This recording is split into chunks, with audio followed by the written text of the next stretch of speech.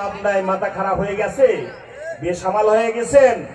জনজোয়ার সৃষ্টি হয়েছে সারা দেশে, ইসলামের পক্ষে জনজোয়ার সৃষ্টি হয়েছে, গণজাগরণ সৃষ্টি হয়েছে।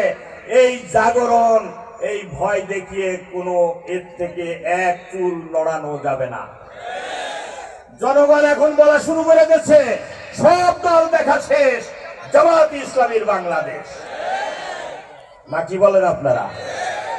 অতএব পাবনা জেলার 5টি আসন, 5টি আসনেই দাড়িপাল্লা বিজয় হবে ইনশাআল্লাহ। পাবনা জেলার মানুষ জামাত ইসলামী এবং দাড়িপাল্লাকে বেছে নিয়েছে অলরেডি।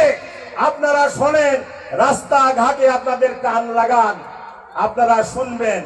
আপনাদের মানুষের চেহারা দেখে, পালস দেখে বোঝার ক্ষমতাও বোধহয় হারিয়ে ফেলছেন।